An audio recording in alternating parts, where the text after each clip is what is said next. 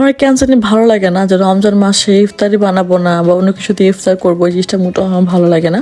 খায় না খেয়ে বাট অল্প হলেও আমি ইফতার বানাবো। আসসালামু আলাইকুম everyone, welcome to my another blog. সবাই কেমন আছেন? আশা করি সবাই অনেক অনেক ভালো আছেন। আলহামদুলিল্লাহ আমি অনেক ভালো আছি। আমার কাছে এই রমজান মাস খুবই স্পেশাল একটা মাস। আমি অলওয়েজ চেষ্টা করি ইফতারের সময় কিছু ইফতার আইটেম রাখার জন্য, অলওয়েজ অল্প হোক বেশি হোক, যাতে টেবিলটাতে আসতে তো মনে হয় যে না আমি রোজা রেখেছি, এখন ভালো কিছু খাবো বা ভালো একটা পরিবেশ রাখার চেষ্টা করি আমি অলওয়েজ।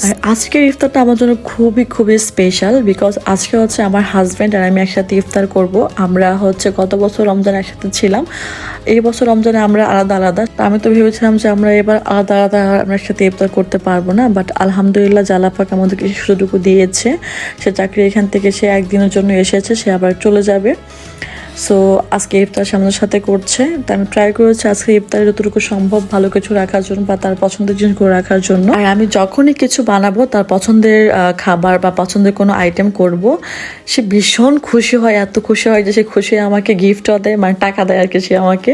তো আমার এটা খুব ভালো লাগে। আমারও খুব ভালো লাগে যে আমি কাজ করে আমি তার কাছ থেকে টিপস পেয়েছি বা গিফট পেয়েছি, আলহামদুলিল্লাহ। সো এভরিওয়ান, যাই হোক, ওর হচ্ছে খুবই আলুর চপ বা বেগুনের চপ খেতে খুবই পছন্দ করে। আপনি যখনই আলুর চপ বানাবেন, যদি আপনি সুন্দর করে আলুর ভর্তাটা সুন্দর করে করেন, কাঁচামরিচ বা পেঁয়াজ যদি তেলে ভেজে নেন, ভর্তাটা এত সুন্দর একটা ফ্লেভার আসে যে আপনি আলুর চপ এমনি খেয়ে নেবেন 8-10টা, এরকম একটা টেস্ট আসে। আর যেহেতু আমি আলুর চপ বানাবো আর সুন্দর করে ভর্তাটা করে নিয়েছি, তাই আমি পাতলা পাতলা করে হচ্ছে ডোগুলো করছিলাম আর কি চপের জন্য।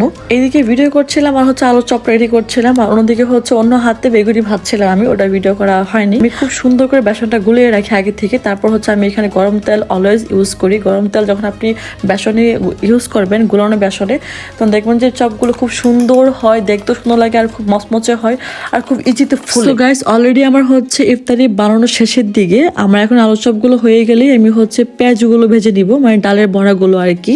আর দেখুন কত সুন্দর হয়েছে বেগুনিগুলো, খুবই মানে মচমচে হয়েছে আর ফুলকো হয়েছে।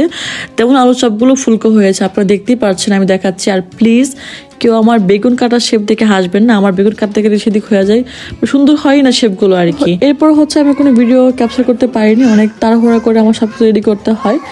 দেন হচ্ছে আমি অলওয়েজ চেষ্টা করি যখন আমি মুড়ি মাখাই, আমি অলওয়েজ চেষ্টা করি শসা, কাঁচামরিচ, পেঁয়াজ আর লেবুর ছোকরাটা কেটে রাখি আমি মুড়িতে, মাখানো মুড়িতে আমি ব্যবহার করি। খুবই মজা হয়, আপনারাও ট্রাই করতে পারেন এরকমভাবে।